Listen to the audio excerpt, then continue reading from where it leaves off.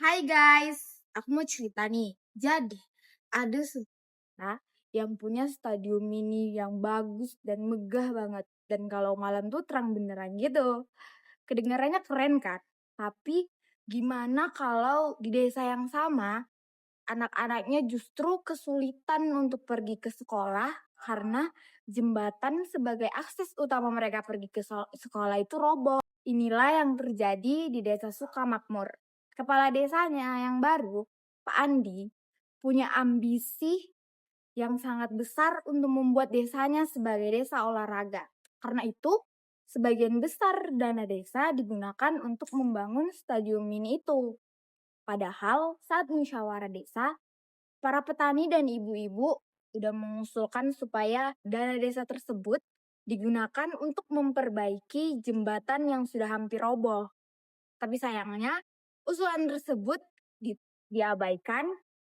Akibatnya, saat hujan deras, jembatan itu benar-benar roboh dan masyarakatnya kesulitan beraktivitas, terutama anak-anak yang masih sekolah. Nah, kalau kita melihat masalah ini dalam perspektif tata kelola pemerintahan desa, ada dua masalah utama yang terjadi. Yang pertama, fungsi Badan Permusyawaratan Desa atau BPD tidak berjalan sebagaimana mestinya. BPD memiliki fungsi membahas dan menyepakati peraturan desa bersama kepala desa, menampung aspirasi masyarakat, dan melakukan pengawasan terhadap kinerja kepala desa. Dalam kasus Desa Makmur ini, Pak Andi, kepala desanya, tidak melakukan pelaporan pengembangan proyek secara terbuka, bahkan menganggap pengawasan BPD itu tidak penting. Ini menunjukkan bahwa fungsi pengawasan BPD telah diabaikan. Kedua, terdapat pelanggaran terhadap demokrasi dan partisipasi masyarakat. Musyawarah desa seharusnya menjadi forum bagi warga desa untuk menunjukkan kebutuhan dan pendapat mereka. Ketika para petani dan ibu-ibu mengusulkan perbaikan jembatan, usulan tersebut seharusnya dipertimbangkan secara serius karena menyangkut kebutuhan dasar masyarakat. Tapi Pak Andi justru menutup rapat secara sepihak tanpa memberikan ruang diskusi yang cukup.